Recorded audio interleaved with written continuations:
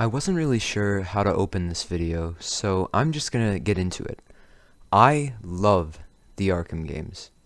They're my favorite video games of all time, and one of the things I love the most about these games is their music. For years, I've continually noticed more and more intricacies and details in the soundtracks of these games, and today it reached a threshold where I finally decided enough was enough, and I had to make this video. I don't know much about music, so I'm not going to even attempt to explain this using real musical techniques, but instead, I want to focus on my experience and how I felt about the musical development of atmosphere and tone within these games. This video is mainly meant for those like me, who love these games and have already played them. So there will be pretty heavy spoilers and story references throughout, with the assumption that viewers will already have a good understanding of these things. So without further ado, let's begin where the franchise began. Batman Arkham Asylum. Arkham Asylum, logically, takes place in Arkham Asylum, on Arkham Island. The game's aesthetic from the very beginning combines Gothic and Victorian architecture with outdated, busted technology to produce a feeling of raw discomfort. The Asylum shares more in common with a haunted house than a hospital.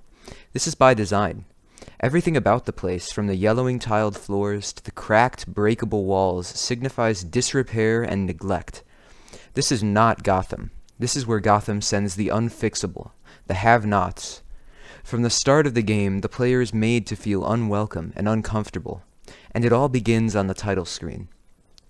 From the moment you start up the game, the leitmotif that would come to characterize the Arkham franchise begins, as Batman stares off into the foggy distance atop a decrepit chimney. This theme perfectly emphasizes the haunted feeling. It's dissonant and foreboding, and it sends a message to the listener. Turn back. This place is not meant for you. And yet, this dark theme is for Batman. It links to his persona. This place, with its horrific scenes, murderers, and monsters, is one where Batman can be perfectly in his element. The discomfort, the harshness, the gothic horror, they never leave Batman. They became an unremovable part of him the day his parents died. And so this theme never leaves him. It becomes a recurring leitmotif throughout the games. It remains a framework for all musical development, just as this discomfort remains the framework of Batman's character and his development. Arkham City takes this leitmotif and makes it its own. It transforms the foreboding, dissonant tone into a powerful, swooping, wondrous piece. This mirrors City's atmosphere. Everything is bigger, everything is broader. In a more literal sense, this theme perfectly mirrors the newly introduced gliding mechanics of City.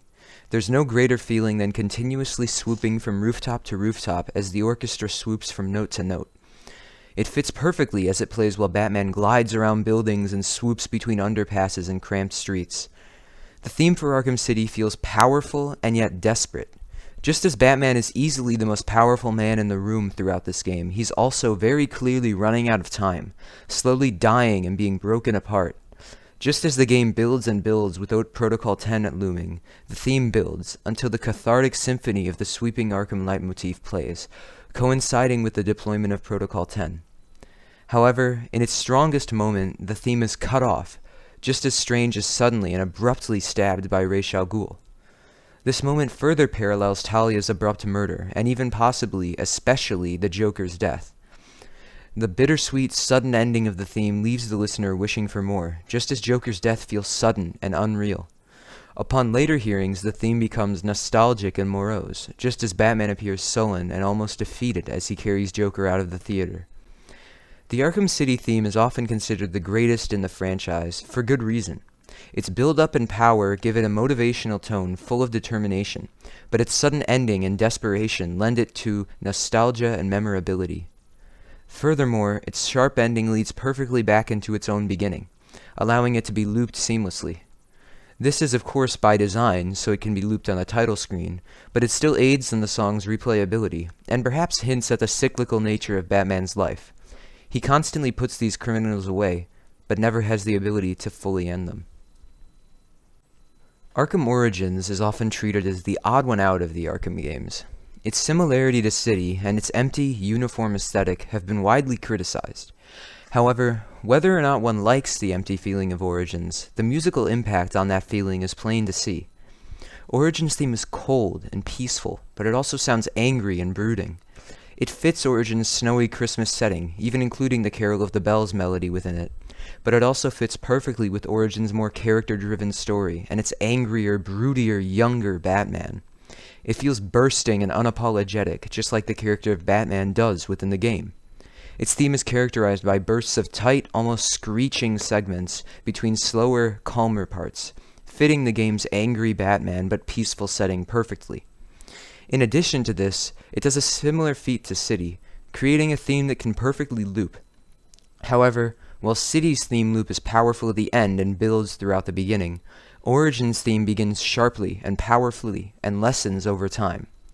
This mirrors how Origins acts as the beginning of the Batman-Joker cycle, while City acts as the culmination of it. This also acts as a metaphor for Batman's character within the game. He goes from solitary and enraged to calmer and more willing to work with others, especially Gordon. Arkham Origins' Joker theme is also especially of note. It begins just like any rendition of Carol of the Bells, but the added heavy electric guitar contrasts, quickly giving it a dark and foreboding tone. It, like Batman's theme, feels angry and unpredictable. In addition to this, it feels cold and sad, perfectly fitting the Joker of this game as his origin and motivations are revealed.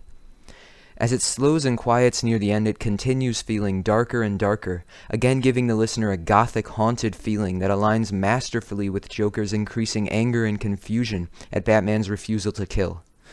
It, in essence, stops being any bit positive and becomes entirely sour. This mirrors how Joker, by the end of the game, upon hearing that Bane has not truly died, becomes obsessively frustrated with Batman. The song even plays throughout this segment, as the two commence in the final fight of the game, and as Joker shows that his anger and frustration match Bruce's. Lastly, Arkham Knight. There's so much to say about this game, but as a whole, it's the ending. It's meant to be the culmination of everything in the series so far.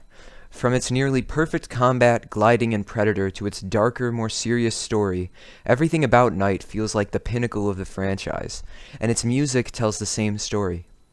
Arkham Knight's theme has the hauntedness of Asylums, the build-up of cities, and the suspense of Origins. Furthermore, it carries forward and builds on sections of the themes of every previous game, including the main Arkham leitmotif and the Carol of the Bells segments.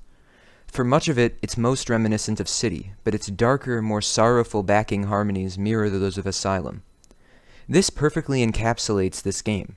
It's more of everything that made City. It's larger, broader, and more powerful, but it's also sorrowful and faded like the Asylum. In addition to all of this, it also takes a calmer, more endearing tone in general, symbolizing that this game is different and will be the end of this Batman. This also shows that Batman is older, calmer, and more open to friendships, a continuation of the characterization he's shown in Origins. He even offers redemption for Jason and is able to change him for the better. However, the Knight theme retains its other homages to Origins, symbolizing Batman's continued stubbornness and refusal to listen to others throughout this game. It's most exemplified by his imprisonment of Robin and his many lies to Gordon, Robin, and others. On top of this, the theme continues to provide the desperation present in City's theme, but for an entirely different reason and with an entirely different tone. Instead of racing against time to cure himself and others of the Joker's disease, he's racing to save Gotham before this disease takes him over. Both the player and the characters know at this point that he can beat Scarecrow. We know he will beat Scarecrow, but the true conflict is within his own head. Can he free himself from the Joker's last laugh, or will the events of tonight finally be his end? This is literally portrayed by the track titled Inner Demon, an even calmer and sadder song that serves to further this struggle and the melancholiness of Batman's relationship with Joker in this game. As Arkham City ends, and the credits roll, the song that plays is not the game's theme. It's not triumphant.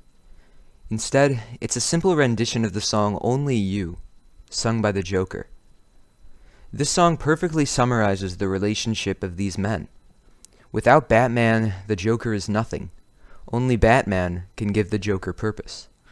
This song poses the contrasting question as well.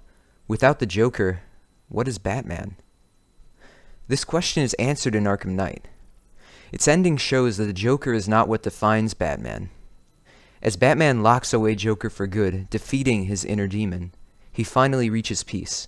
For the rest of the game, he appears almost to be in a trance, fully accepting that his job is done. And as the Nightfall Protocol occurs and Wayne Manor explodes, the tone is not horrific, confused, or sad, it's serene. When the Nightmare Batman appears in the alley and saves a would-be Thomas and Martha Wayne, this tone transforms into triumph as the music crescendos. Arkham Knight's ending is the true victory that Cities wasn't trying to be.